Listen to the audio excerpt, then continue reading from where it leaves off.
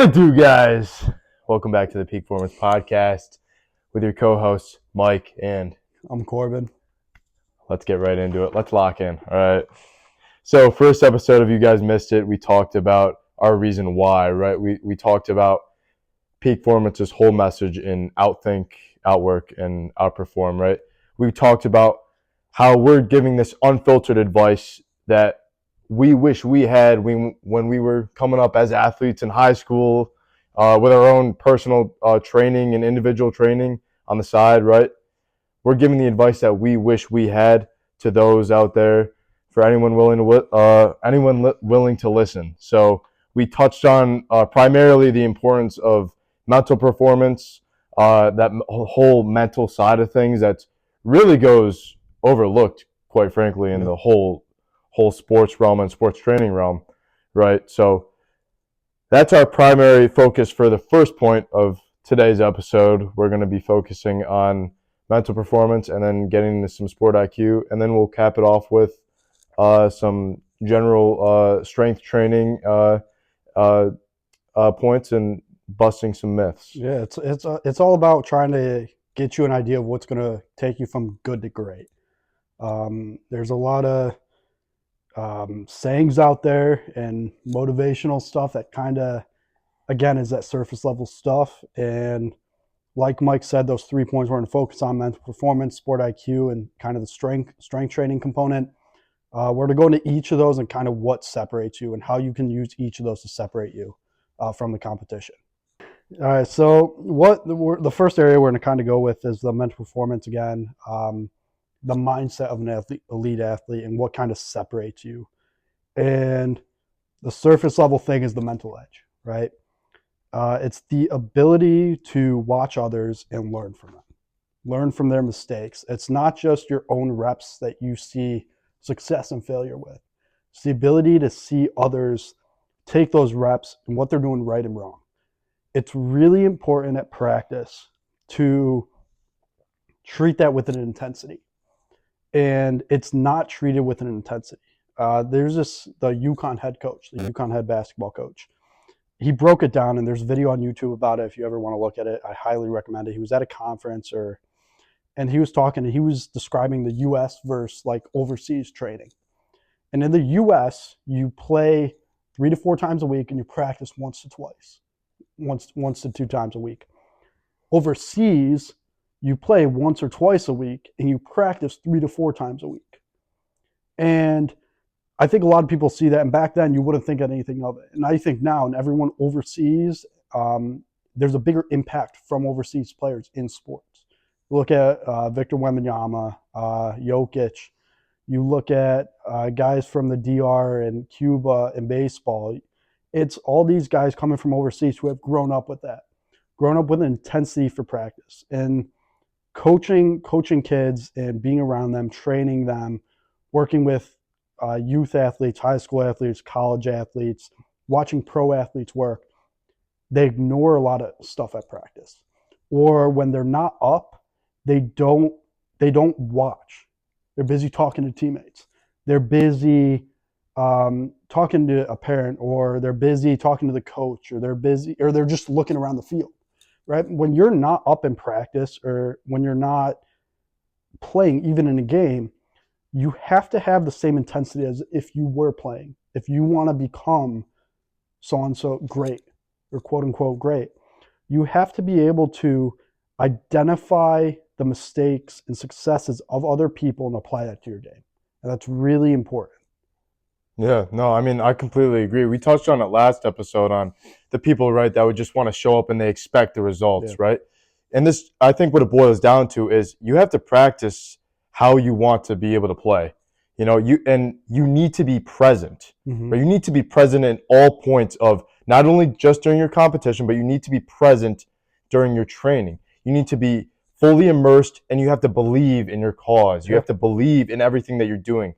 Because no matter if you can't see the short end goals to like every little thing that you're doing, no matter if you can't see the end goal to, why am I doing this like 5th hour in the batting cage? Why am I doing this 7th set of squat and like my legs are tired? I want to give up. there's no point. What's one more? What's one more set? What's one more hour? What's one more workout going to do for me? But it sets you apart. Mm-hmm. You know, that is the thing that's going to really propel you and your game and your mindset to drive you to the next level. It's having a purpose in everything you do. And you mentioned like hitting in a cage, right? Baseball players, we do that. Like the team of coaches show up an hour early, we hit in the cage. They go in there and just swing, and there's no purpose, like you're saying. You have to have a purpose. When we hit in the cage, I always tell my kids 2 bunts first, right? It's not just trying to get your bunting form down, which is like a crucial part of baseball. It's building the hand-eye coordination and now swing and see pitches better. And then when you get in the cage, it's not just trying to kill every ball that's tossed to you. They're tossing them to you. Like, you should be able to kill every ball. But it's working on like an inside pitch, an outside pitch, off speed. It's changing speeds. And then again, it applies like even if you're not hitting and you're the player, like my kids toss themselves, right? So if you're the player tossing in the cage, you got to ask the teammate hitting what he wants, right? It's not just going in there messing around and like throwing knuckleballs and just tossing these lobs at them. It's helping them prepare for the game. And it's a lot of preparation that goes into it, and they don't care about that. They don't care about the warm-ups. They don't care about going through the motions. They just go through the motions with no present mind, like you said. They just go through it, and when you do that and then are put in a game situation, they're not as prepared. My team, for example, we would suck for the first 3 innings of a game because we weren't prepared. Now, part of that's on me as a coach because I didn't have them prepared for that. And obviously, I did something wrong that didn't get my message across. However, when we're losing 2-0 in the first 3 innings of every game and then come back and win 10-2 by the end of it, right? There's something wrong as a coach. I'm doing something wrong along with the players. So again, I got to take responsibility for that. But from the players' point of view, you got to see that. You got to be able to see that, oh crap, we're losing 2-0 in the first 3 innings against a team we should be up on. Eventually, it's going to come back to bite you. That's a big part on why preparation is important and taking the practice reps as game reps. Not just as game reps, but more intense as game reps. And I think that's something that is preached but not instilled. And you see it, I think a lot of coaches say practice matter. A lot of coaches say that practice is more important than the game. A lot of coaches say they will schedule more practices than games. And then the season starts and there's 3 times as many games as practices. Practices are an hour long. The coach isn't there for 90% of them, and he's having his assistant running. There's no practice plan. So how are the kids supposed to like perform in practice and learn from the coach? The coach is supposed to be an example. He's not just supposed to be present. He's supposed to be an example of what they should be working on. And if you're not there, it's not going to work. So as a player, you have to, if you have a coach like that, you have to know, and this is where that component of you have to think a little more, right? When you step into the cage and the coach isn't there, and it's just, or you're with your dad, and he's just tossing it. Tell your dad to work on inside pitches, outside pitches. Kids and athletes. I say kids because when you're like 13, you should have a sports mind where you should be working on you. You shouldn't be able to, it shouldn't be the case where everyone tells you what to do. Right. You should be able to start learning as you go from yourself. Yeah. And when you're at the cage with your dad, like I said, you got to go through and tell them what you want. When someone's talking to you, you got to tell them what you want. You got to learn what you want as an athlete and apply it, and not just listen to everything a coach says to you. Because not everything a coach says to you is right. Not everything a coach does is right. Not everything, the coach can't even be there all the time, right? He's got 12, 13 kids on a baseball team, 70 kids on a football team, maybe like 20 on a soccer team. Like, the coach isn't going to be able to watch everything you do. So now are you just messing around at practice, or are you treating it with a purpose? And again, it's something that is preached but not instilled. Yeah. Anything you want to add? Yeah, no, I mean, I completely agree. Look, it's 100% the coach's fault, especially for youth athletes, for not instilling these practices into their heads in training, right? It's not instilling the importance of mental techniques, really making sure that they're really emphasizing and being present in their training in order to perform, right? It's 100% the coach's fault, but That's not to say that it's not the athlete's fault too. Exactly. It's still the They got to athlete's take fault. responsibility. You They gotta need take individual responsibility. discipline. Exactly. You need individual discipline, and that's something that you need to be able to grow up with. This is a lifetime trait. It's a trait that falls under leadership. We touched on this last episode too. But you need to be able to think for yourself and make critical decisions for yourself. You cannot keep waiting around and waiting for someone above you to tell you what to do. Exactly, and it goes into the adjustments portion. I have it on here, and the ability to make adjustments is so big. It's not just in practice, in games. And like you're saying, you got to have that individual discipline where you know what to do. And if you don't know what to do, yeah, you ask or you learn, but it's pushing yourself without having the coach push you. And the ability to make adjustments, I think, is the biggest thing that separates the good from the great. Because as a coach, like as a third base coach, right, a couple of years ago, we faced a pitcher only threw curveballs and we couldn't hit the ball. And as a coach, I'm confused because I'm like, if I'm a player, I can see that he's only throwing curveballs. So why am I not sitting on the baseball? Why am I not waiting for it? It's a 12-year-old curveball. Like, it's not a professional, it's not a Clayton Kershaw 12-6. It's a 12-year-old curveball. It's just coming in slower. So why are you not making that adjustment and thinking to yourself, oh, when I was up first time, I saw 3 curveballs. I'm probably going to see another one. I'm going to sit. If I see spin, I'm going to sit on it.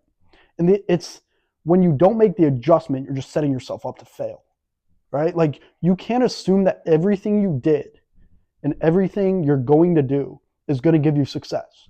There has to be a willingness to adapt. There has to be a willingness to adjust. And when you don't, you fail. And that's just how it is. So, I mean, everybody got a plan until they get punched in the face, right? Yeah. Muhammad Ali. But you got to have that mental agility. You got to be able to conform to the situation you're in. You can't always bank on planning for the most likely course of action because it's not always going to happen.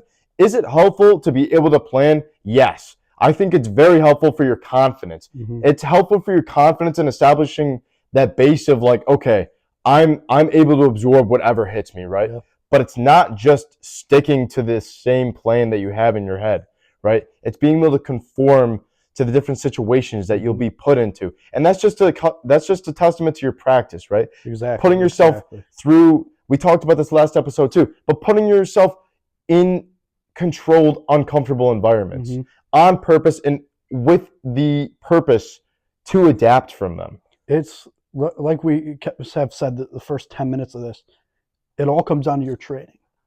And when I go to the field and watch a dad hitting a kid ground balls right at him and hits 20 of them, that is not helping him. In games, you are 1 out of every 25 ground balls you get are going to be right at you, if that. Like, there's going to be some movement. So why are you practicing what's not going to happen in games? Or why are you only practicing what's not going to happen in games? Like, fielding ground balls, yeah, there's good stuff to that. When they're right at you, you can work on like form and stuff. But why are you not moving him one way? Why are you not working deep in the hole, charging on it? Why aren't you working on, cutoffs? Like, it comes down to training. And when you go into a game and have it trained the right way, you can't expect the good results, right? Like, if you're training for the basic, for the best case scenario, and then anything else happens, you're just setting yourself up to fail. And that's just how it is. And that's the problem, is that practices are just the basics and aren't intense and have no purpose. So now the game comes and they fail and they wonder why. And the reason why is the day before at practice, it was a joke. You showed up late. The drills were basic. There was no purpose behind them. There was no intent. You were going through motions. So why? You don't even deserve success. You think about deserving, like, success isn't just given to people. Success is earned. So when you're not training the right way, you don't deserve the success that anyone else gets. So when you look at someone else getting success and training the right way, it's on you. It's not like, oh, they're lucky. Oh, I'm hopeful. When you're hopeful, when you have a hopeful mentality, you are doing everything wrong. When you go into a game with hope, you are doing everything wrong because that tells you you're underprepared. When I step up to the plate with hope I'm going to get a hit, you're doing it wrong. As a receiver, if the ball snapped and I hope I'm going to beat the cornerback, you're doing it wrong. When you have hope in life, it's good, but when you have hope in sports, that tells you you're underprepared. Hope shouldn't be a thing for athletes. If you're working hard and with intent and you're prepared for everything possible, or obviously you can't be prepared for everything possible, but if you're prepared for multiple situations, then you shouldn't need any hope. You shouldn't need any luck. So when guys come off the field and say, "Oh, that was lucky," it wasn't lucky. You weren't prepared. Like if a guy's at the plate and has a swinging bunt and the third baseman is slow charging, it's not luck for him. You weren't prepared for a situation like that. So you got to stop blaming other guys and blaming the opponent on being lucky for your failure. And that's a really big problem. Right. No, I mean, I wanna segue a little bit into a tactical thing that you can really implement to prevent these things that you shouldn't be doing. Right? How can you be proactive to make sure that you are prepared for these situations? One thing that I've used personally in competing in powerlifting is before I'll go into a big lift, I'll sit there and I'll visualize exactly the movement that I want to go through before my squat, right? I'll sit there for 5 minutes before I go up to the platform, and I'm just going to think about, okay, exactly how I want the bar to feel on my back, how many steps I'm taking back, how it's going to look at the angle I'm looking out into the crowd, the exact feeling of my hips dipping below my knees, standing back up, the exact amount of resistance that I'm going to feel. You want to visualize everything, every single thing down to the last tee. When you're going up to bat, visualize your hips and your arms coming through, right? When you're visualizing throwing the ball and you're the pitcher, right? You're visualizing your hips coming through and then you're following through at the end, right? You want to be able to have this tactical standpoint where you can really, really measure your training in order to prepare for these situations. The whole point of an on deck circle is for visualization. Like that is the sole purpose of the on deck circle in baseball, is for visualization. And what I mean by that is when you step into that little circle or that mat and you're just talking to teammates and just swaying the bat back and forth, like you're not serving purpose out there. And that's the importance of having purpose. When you're on the on deck circle, you're trying to time up the pitcher, right? You're trying to guess what pitch he's throwing. Obviously, when you step in the box, you want to know what his patterns are, right? Does he go fastball, curveball, fastball, right? Because now I step up to play, I see a fastball, I know curveball's coming if he's gone that for the past 5 at bats, right? If I'm not looking at that and not visualizing it, how am I going to know, right? If I'm trying to time up his fastball and then I time up his curveball, now I'm ready. Now all I got to look for is spin stepping in the box. I see spin, I know it's a curveball, I know I sit on it, I visualize driving it to left field as a lefty. If I know it's fastball, I got to go earlier. I visualized it. Now I go earlier and I drive the ball to right field as lefty. It's the point of the on deck circle, and we've said this entire episode. It's having purpose in everything you do, and having intent, and not just treating everything and every step as just emotion, right? When I walk up to the plate, when I walked up to the plate as a player, I looked at the pitcher. I looked at the pitcher because a lot of times I know you can see how a pitcher's feeling. If I'm walking up to the plate and it's the 5th inning and the pitcher's like wiping off his forehead, he's wiping off his hands on his jersey, he's 80 pitches. I know he's 80 pitches deep. I know he's struggling. Right. So now I know he's probably not going to hit his spot. So now I'm ready for that first pitch. Yeah. If it's early in the game and I see him already after warmups and jumping up and down, I know he's probably coming with his best stuff. I know it's probably going to hit corners, and I got to be ready for that. So you got to, every step you take on the field, every step you take off the field, there's got to be purpose behind it. There's got to be intent behind it. And when there's not, you're going to fail. Yeah. And we're just repeating that, but it's true. And I think repeating that, and again, us repeating that is showing you how important it is. Yeah. We're not just moving on. For the last 10 minutes, we've been talking about having purpose in everything you do because it's that important. And we keep saying when you don't, you fail. Because it's that true. Yeah, no, I mean, I loved your point about the emotions, right? The emotions taking charge in the game, and I really want to touch on this for a second here. In that situation as a pitcher, right, the pitcher's in the state of obviously high anxiety, high stress situation. How do you calm yourself down and bring yourself back into the present, right? I was reading a book recently, The Charisma Myth by Olivia Fox You're Cabane. really good at reading, man. Yeah, thanks, man. I've actually only read 2 books. Actually, I don't think no, scratch that. I think I've read half of those 2 books. outside of being at an airport, I've not read in the past 4 years. It's enough to know a Don't do couple that. Don't quotes do off the that. top of my Okay, head, sorry. but I know one strategy that I really took away from this book, and she called it the responsibility transfer, right? And I think this is incredibly applicable to any athlete in a high stress situation. You know, you're letting the emotions get the best of you. You're really trying to bring yourself down to center again. The responsibility transfer. The responsibility transfer. Think about a higher power, right? Someone looking over you, whether it be God, another spiritual figure, someone looking at above you from above, right? They're lifting the weight of all of your anxiety off your shoulders, and you can just focus on breathing, just being here in the present. You no longer have all of the things that were previously causing you stress. Just physically imagine someone of higher power lifting the weight of all of your stress off your shoulders. Physically feel a sigh of relief. Physically feel the weight off your shoulders and come back down into the present. And that's the main point I'm trying to hit on here. With mental performance in not only sport training, but being ready for sport competition primarily, you need to bring yourself down to center. That's how you enter the flow state, right? A lot of people talk about this flow state. How do you execute? How do you get yourself in the right mind space to have this mental agility, to be able to adapt to any situation? It's being calm. It's bringing yourself down to center. And you need to have tangible, tactical strategies in order to do that. And I mean, like you said, that can be visualization. That can be positive self-talk. It can be someone, a teammate, giving you like some speech, some motivational like words before a game, which you can look to. And one thing you said was preparation. I kind of said like hope's not really real. Pressure isn't real either. In my opinion, pressure is not real. Pressure is another sign of being unprepared.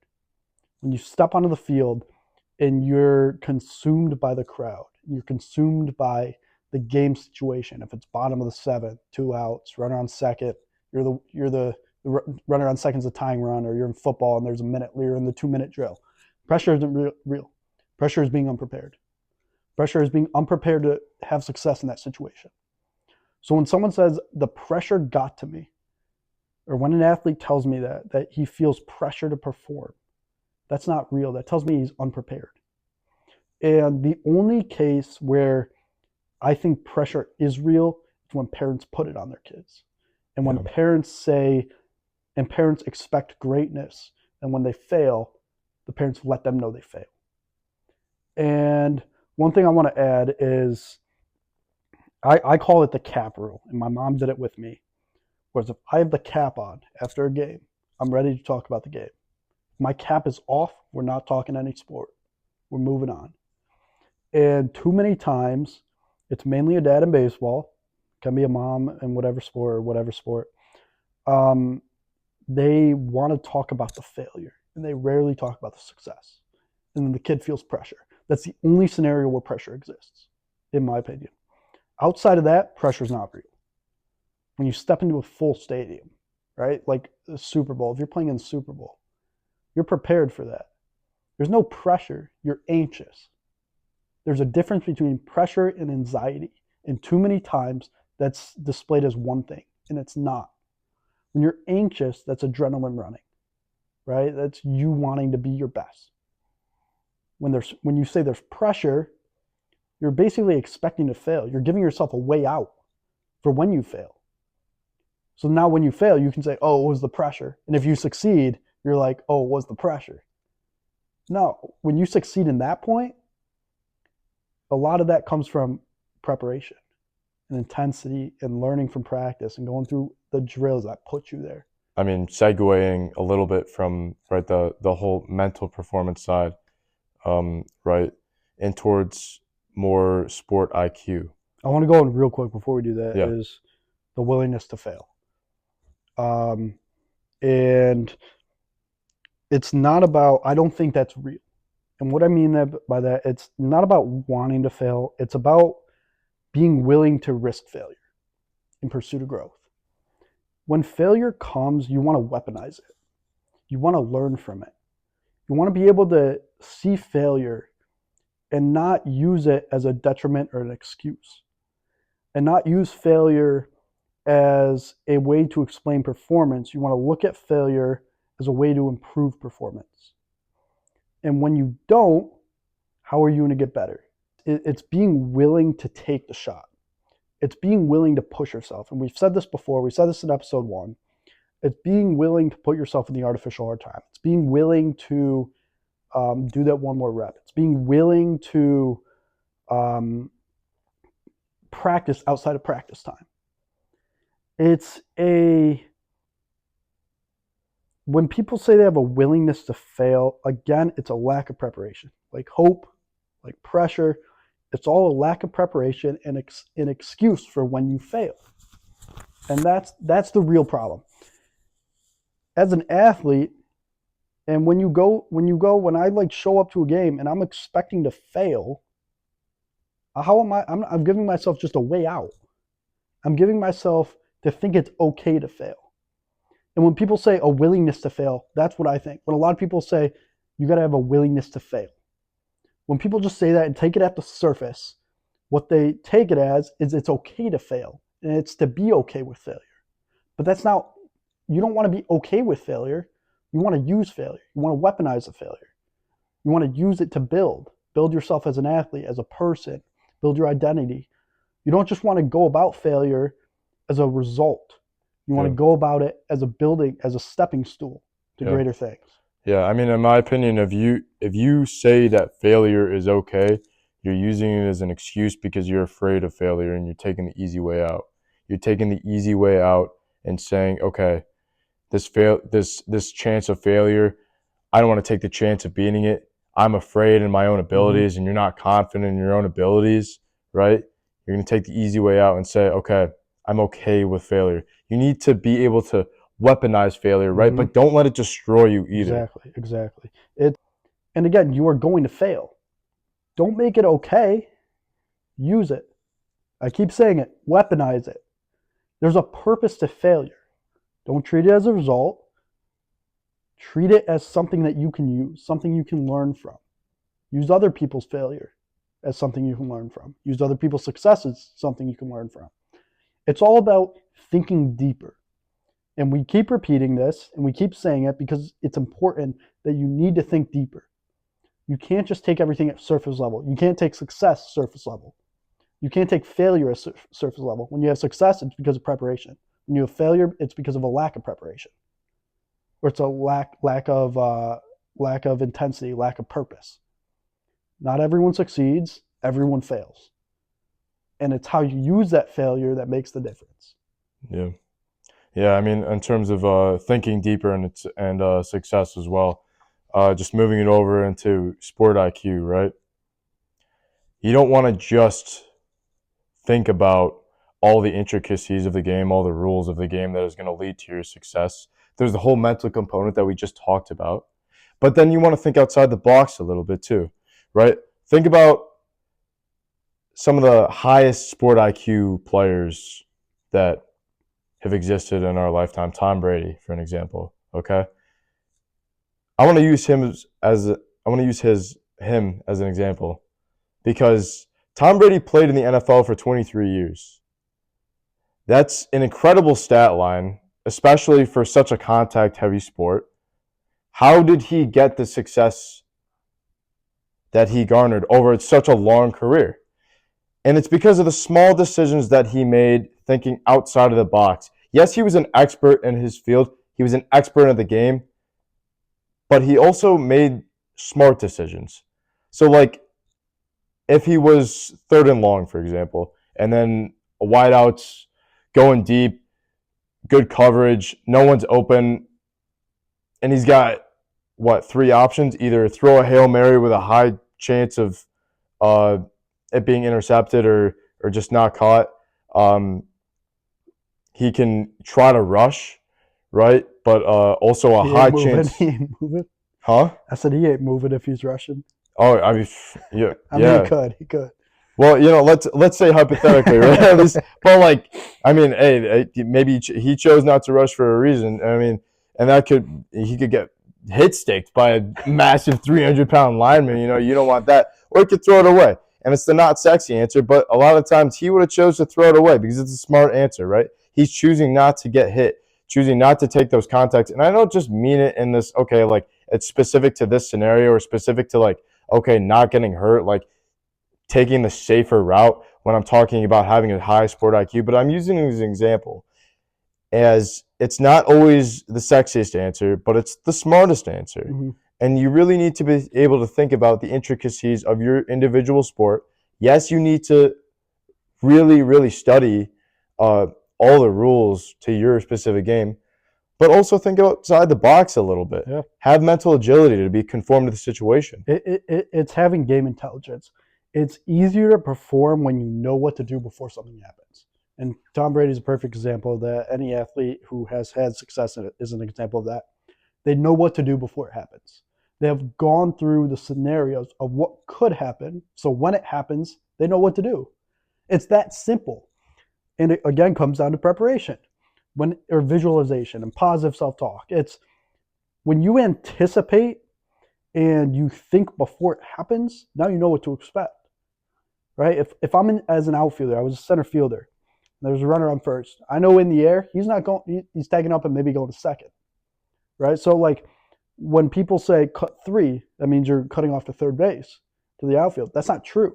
Because if it's in the air, I'm not going to go. He's not going first to third on a fly ball. Right? So I know as an outfielder, if it's in the air, I'm going to second. I know I'm coming up firing going to second. Or if I'm in right field, I'm coming up firing going to first because he's probably halfway. Whereas if it's on the ground, I know he's no chance I got him at second. I'm coming up ready to go to third. When you understand that and can anticipate it, now you're ready for it. Now when it happens, the chances of success go up and the chances of failure go down, right? Like when you have this ability to have, I call it a coach mindset. Because as a coach, when you're sitting on the bench, you're not out there playing. So you're trying to think of all the scenarios that are going to happen so your team's ready for it. As a player, you got to have that same mindset. You got to think of all the scenarios that are going to happen so when it happens, you're ready. And I think a pitcher is I'm probably biased because I was a pitcher, but a pitcher is one of the most intense, one of the positions that have to have the most game intelligence. You have to know where to pitch. You have to know when to pitch it. You have to know how to pitch it. If there's base runners, you got to know when to pick off. If they're like, I didn't throw hard as a pitcher. I had jumped. And when there was a runner on first, I knew I had to get a ground ball to get out of the inning. I couldn't just strike out 3 straight guys. I could maybe strike out 1, but chance of me striking out 3 guys were low. So I'd find a way to get a ground ball. And I knew if I threw this pitch here, the chance of getting a ground ball were higher because that's what I practiced. That's what I anticipated. That's what I visualized. And I would be able to, before a pitch, look to my shortstop and say, be ready. This one's coming to you. Because I'm ready to throw an inside curveball to a right-handed batter, and he's going to roll over right to the shortstop and turn it double play. And when you have that ability to predict what's going to happen, you're not going to be right all the time. That's why you got to predict many scenarios and try to have this anticipation. When you're able to do that, you're going to have success. I can't guarantee it because success isn't guaranteed, but your chances of success are just skyrocketing when you know what to do, when to do it before it happens. Yeah. And it might not sound like the most appetizing thing. Is that a good word? Yeah. It's not the sexiest thing to think about, right? All the preparing for all of this, right? You're not going to be able to just hear this and like, okay, I'm going to do it. It takes time. You have to practice it. You have to implement it. And it does take time, right? And the thing I'll say to that is study your sport like you love the game. Study it like you want to improve. Don't just take the advice, let it go in one ear, out the other, have your 5-minute spark of motivation like, oh yeah, I'm going to go get and be better. And then when adversity comes, when it's a Friday night and everyone's, hanging out, going out, whatever, slacking off, really just think about it like, okay, weigh the costs and benefits. What can I be doing right now? If I really want to take my stuff to the next level, Should I be slacking off right now, or should I be doing what no one else is doing? Should I be mapping out? Should I be writing out every single little intricacy that I think I could expect in a game time situation? Mm-hmm. Should I be practicing my visualization? Should I be practicing my responsibility transfer? Practicing all these techniques so that way when I'm in my game time situations, I'm prepared and I know I can execute because I have the confidence that nobody else had the willingness to practice. Exactly. And when you do that, it is going to benefit not only you, but your teammates. I watched the Florida Gators documentary on the football team, and you look at part of it's like them lifting at like 2 a.m. on a Saturday. And it's just the football guys there. It's not the coaches. And they're sweating and they're dripping and they're grunting and you can tell they're working hard. Because I believe Tim Tebow started, right? He wouldn't go out. Yeah. He'd stay and go to the gym. And all of a sudden, a couple teammates followed. Then the whole team followed. Next thing you know, every Saturday night, instead of going out drinking, they're in the weight room. They're working hard. They're grinding. And they won a national championship, right? Yeah. Like, when you have this game intelligence, you apply it and you push yourself, it is not only benefiting you, but your teammates. And personally, from my experience, I was a kid, I was never the best player on a team. No one looked at me and said, that guy is the real difference maker, just by looking at my performance or looking at the box score. They weren't like, that guy's going to go play D1.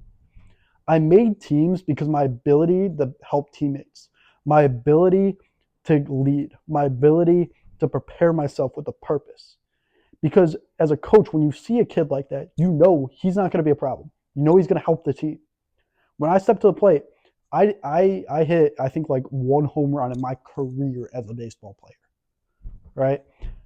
I was not a power hitter. I had guys who hit 20 home runs in one season as a 12-year-old on small field. I know guys who have hit 20 home runs in college baseball. I was not a power hitter. No one looked at me stepping up to the plate and thought I was going to jack a home run, but they knew when I stepped up there, I wasn't going to strike out. They knew when I stepped up there, I was going to put a ball in play. They knew when I stepped up there and there was a hit and run that I was going to pull the ball, make sure it got through that hole, and that guy was going to get second. When there was a runner on third with less than 2 outs, they knew I was putting the ball in play, scoring a run. Yeah. That's why I made teams, because my ability to be okay, I wasn't okay with not being the best. I worked hard, and I tried to do the best I could. But some people just have more talent. But I outworked a lot of those people with that more talent. And because of that, I got more playing time. Because of that, I made more teams. Because of that, when I went to a different team that I didn't know anyone on, I made it.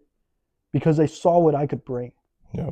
Right? When they talked to me, they saw that I carried myself with this intensity, with this purpose, with this professionalism. They saw that when I'd walk up to a field, that the other kids there at tryouts would come to me and start talking to me.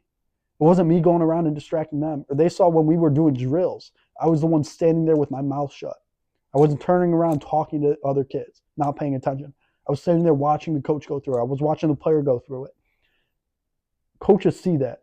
Scouts see that. When you when you go get recruited, they look at that. And I tell all my kids that. They don't just look at the numbers. Recruits and scouts call your old coaches. They talk to your old coaches. I don't think a lot of people know that. They call your own coaches. And you want a coach to be able to vouch for you. And some coaches won't, because of the way you acted, because of the way you carried yourself.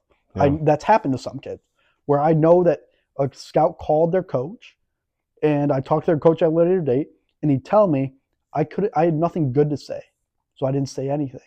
A scout understands when a coach says nothing, that's not a good thing. If I had a scout call one of my coaches, not to brag, but he'd brag about me. Yeah. Now, did that happen? No. Like, I wasn't a D1 level player. But if I was, I know I'd get recruited the right way. Yeah. I wouldn't just get recruited based off talent. I get recruited off of my intensity, of what I brought off the field, off the mentality I brought, off the sport IQ I brought. It's this, like I said, it's the ability to carry yourself. Yeah. And when you carry yourself the right way, other people notice that.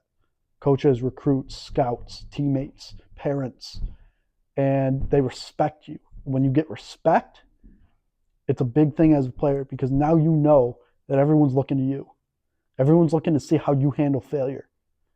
And when you handle failure the wrong way, my 16U year, I know I'm going on for a second here, but my 16U year, we're in districts, we're in the semis, I just gave up a few runs. Now we're down, and I go up to the plate and ground out. I come in. It's one of the few times I lost my cool. I chucked my helmet. I chucked my batting gloves. I threw my bat against the fence. I was like, I was done. I was not locked in whatsoever. And what I realized is because the game was like recorded, and I looked back, and I like to watch film, and we'll get into that.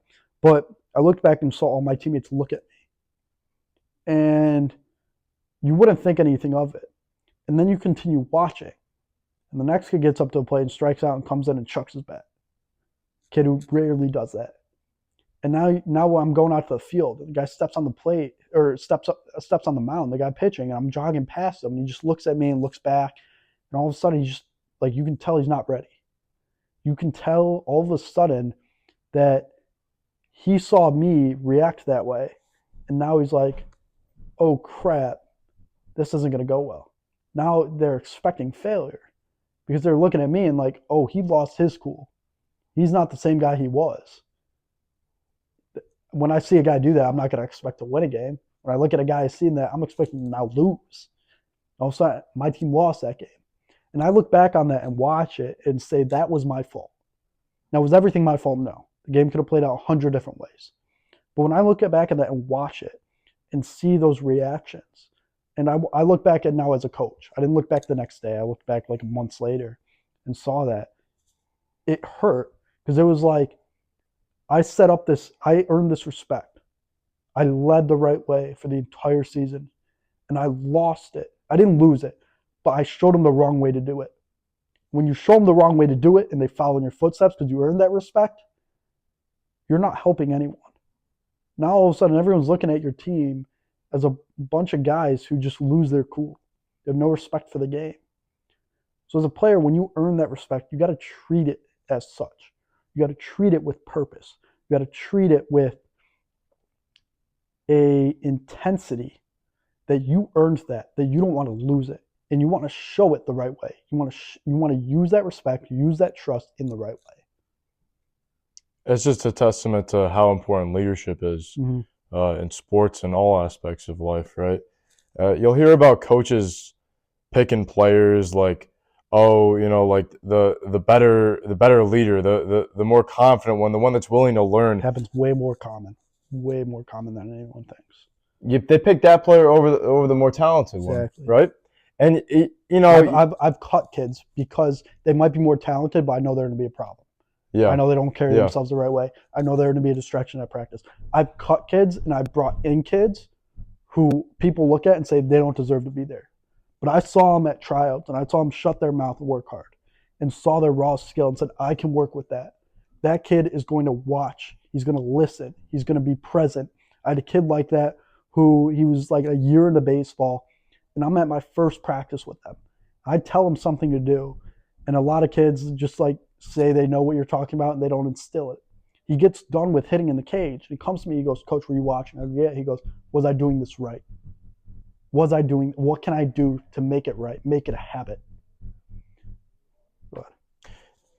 Sorry, I cut you off. No, you're good. And that's exactly the point that I'm trying to make, though, is, I mean, you would have told me that the coach picks the nicer kid that's more willing to learn, the one that's got this leadership values instilled in him, the one that's more confident, but he doesn't have the skills. You hear about that story, it's like it's the good story, it's the sob story, like picking the good kid over the bad kid, right? Like the mean, egotistical guy that's he can play the sport like a I was gonna say a bad word, but you know what I mean. You can play the sport great, right? We feel good with that. No cursing. But he doesn't have the leadership qualities to back it up. And you hear that story, and it's just like, oh yeah, I know he's just doing like the ethical thing, or for the sake of it being like a good story or whatever. Mm-hmm. Only now did I really realize that it's not that. It's the fact that, to your point, that he can mold the first kid into a player that can fit into this team and help the overall dynamic, but also in the fact that he has tangible skills. He has tangible skills that are harder to teach than just that of the sport. It's leadership. It's confidence. It's being able to bring his team together. Like you mentioned, how you had this leadership that bled into your team, how if you made a bad decision, other people would follow. You want a person on your team, and you want to be that person on your team that has this aura to him, right? That these leadership qualities that bleed into your team, right? These are the things that matter in sport. These are the things that matter in life. It's not so much knowing exactly how to being the best at your sport or what you do, having the most talent. It's knowing how to operate with other people. Yeah, and what I can't stand is people say they can't lead, because leadership comes in many different forms. I was a vocal leader. I would talk to my teammates. After they fail, I'd talk to them. After they succeeded, I'd talk to them. I had the coach mindset, so I always tried to help them and push them at practice. Some guys don't. Some guys are just non-vocal leaders, and that's okay. But when you watch them play, you want to imitate that. Yeah. There's different ways to lead than just your stereotypical leader. You don't got to be out in front. You don't got to be like those gifs and images of you standing in front of everyone and all of them are following you. You can be the guy standing in the back who has his mouth shut all the time and is just doing what he's supposed to do. There's different forms of leadership. When you understand that you don't have to be this extrovert, you don't have to be this person who everyone loves, but you're this person who's silent, who works in the shadows. There's different types of leaders, and when you can apply that to yourself and find what leadership works for you, it's only going to make you better, and it's only going to make your teammates better. Lead by example. Exactly. And I'm going to add one more thing until we move on to like the strength training part. Is when you're leading, and I'm going to segue a little different. I ask my kids this at the start of every season: who watches baseball? And 40% of them raise their hands. That's a problem, first off. But then you look at the 40%, and you're like, what do you watch? Oh, I watch the highlights. I watch the bat flips. I watch Steph Curry shooting half-court shots. I watch Messi hit a score a goal from on a corner. When you only watch highlights, that is not okay. We're trying to apply this to your game. When you watch games, first of all, you have to watch games. Any sport, you have to watch games. It's watching film. Watching film isn't only watching your opponents, watching yourself and watching like the pros or higher level, watching D1 baseball, watching D1 football. And when you watch it, you're not looking at all the swagger. You're not looking at just the highlight plays. You're not just looking at the dunks. You're looking at when Steph shoots a deep three, you're looking at the pick and roll he came off of. When you're in baseball and you see a guy hit a bomb, you look at his load beforehand, right? You're like, oh, the pitcher went fastball here. He was ready for it because he went 2 straight curveballs. It's taking the game to a deeper level when you're observing it. And when you're able to do that, it's again that preparation point. When you're able to do that, you can anticipate better. You know what to do. When I'm watching MLB games and I see a guy hit a fly ball and I see the right fielder catch it and come up firing to first base from center field. It's not, if I would just watch a highlight and take it from a highlight perspective, it's like, oh crap, what a cannon. Like, yeah, he's got a cannon, he's in the MLB. But he knew that when that fly ball was hit, the runner on first is an aggressive runner. He's going to get off big. So if I come up firing, he's going to be out. He knew that. And because he was able to, and if I'm an athlete watching it, and I can see that, it's like, oh, if I pay attention to that, I might be able to make a highlight play. I might be able to make a great play for my team. I might be able to make a diving play. Like Bellinger had a game-ending, he caught a game-ending fly ball to win it for the Yankees the other day. And if you watch it and just watch the ending, you just see him take a few steps and dive and lay out, and you're like, oh, what a catch. If you watch the full play, he sees an outside pitch on the hitter. He slides to his left because he's in right field. He slides to his left because it's an outside pitch, right-handed hitter. He slides to his left and then starts sprinting with his head down and then lays out before he even lays out like 2 steps in advance because he anticipated what was going to happen. He knew that. And if I'm watching that and I only watch the highlight, I don't know that. I see a great catch, I'm like, oh, I want to imitate that. But you don't know how to imitate that. So you have to watch it with a purpose, with intensity. Intent. We focus on a lot of mental side and like sport IQ, mentality, and kind of the brain portion. So we're gonna go into like the body, right? Because that's just as important. Training your body with a purpose. And before we get into kind of like the difference between bodybuilding and strength training, I'm going to just go with, because this kind of falls into kind of your mentality, is pain versus injury. When you feel pain, it doesn't mean you're injured. Yeah, you're hurting physically, but that doesn't mean you still can't perform. And it goes into like performance training. When you feel pain, obviously you're going to feel it when you're training. You are going to feel pain. Yeah. And when you stop because of the pain and you treat it as an injury or that you're injured, you're not going to get better. You have to be able to push through that pain. Yeah. You have to be able to push yourself to the next level. You're not made of glass either. You're saying the importance of being able to play through pain, play through discomfort. Yes. Right? Yes, that's better. Play through discomfort, not injury. Yes. Like when you're injured, don't play, and I wouldn't play a kid. When you're playing with discomfort, that's okay. Because we touched on this last episode too, right? There's a difference between pain and discomfort. Mm-hmm. Don't call this pain. Don't call it when you're on your seventh set of squats, right? And your legs are burning. The lactic acid is building up. That's not pain, bro. Real pain's out there when people lose loved ones or there's sickness in this world. That's real pain. This is discomfort. And you know what that ties back to is mental grit, right? That's one of the qualities that coach would be looking for in that athlete that they pick that has these good qualities over the one that's more talented.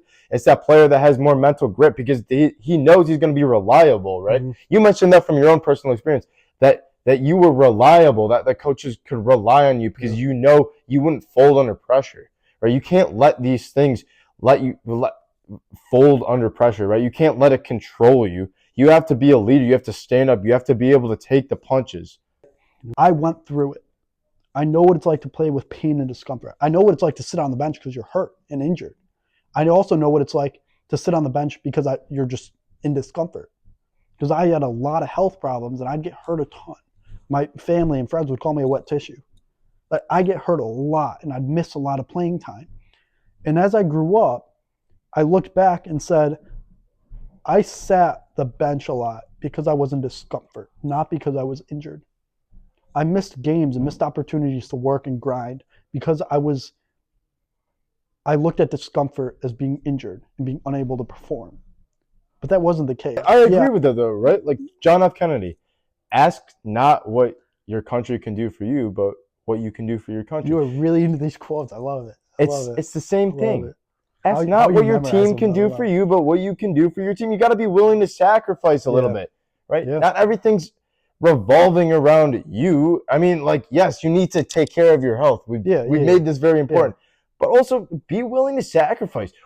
Push through some pain for the greater good for your teammates. For yourself, too. Like, be a leader. Yeah. Lead by example.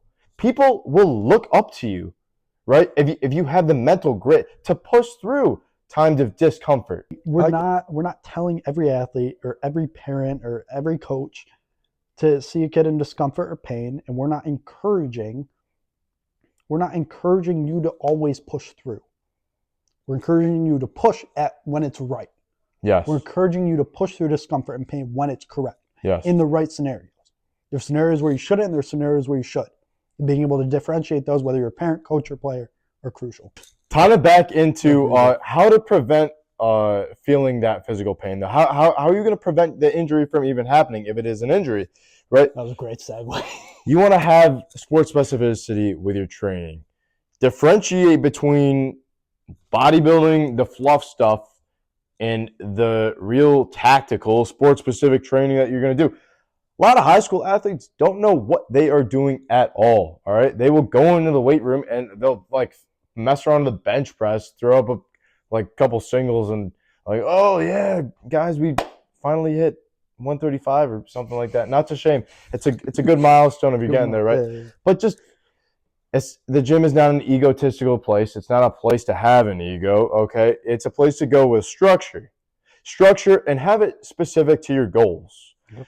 Really, really think about where you want to be. Tying it back again to the long-term view. You're not thinking about short-term, like, what I want this, I want that. Infinite mindset. Where do you want to be? How is this going to be applicable to your sport, right? Sport-specific training.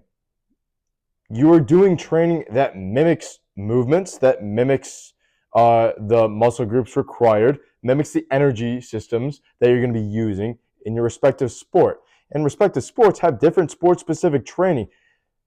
A pitcher is going to have a different training regimen than NFL wide receiver.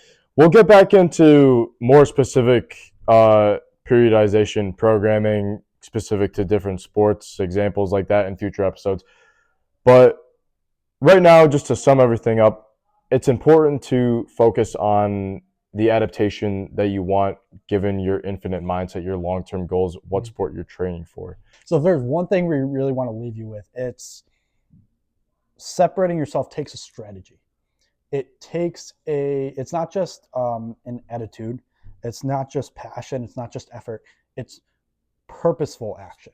It's purposeful. That's the common theme. Effort. Common theme. It's having purpose, having intent in everything you do, on and off the field, everything you do in and outside of the gym. It's having purpose. It's having intent, having a meaning, and not just going through motions. And the ones who are able to build those habits and lock in mentally and continue evolving and adapting are going to have success. Yeah. Are going to find themselves better off. You're not going to get worse. I promise you, if you have purpose, start having purpose in practice, start having purpose in the gym, you're not going to get worse, and you're not going to see, you might see negative results in game, but you're going to be better in the long run and better with an infinite mindset. We're here to give you the mindset, give you the tools necessary to take it to the next level and instill a different mentality, a different purpose in everything you do. So again, if you took value from any of this, please follow us on Instagram at Peak Performance Academy. Listen to the podcast on Spotify. It'll also be on YouTube. And next episode, we're going to get into like the Hall of Fame mindset. Why most workouts are wasted. We kind of touched on that, but we're going to get in more detail into the physical stuff and how to train your mind like a body. And yeah, it's going to be fire. Sounds good to me, bro. Yo, appreciate you all for locking in with us. Hey, guys. Lock in. Until next time.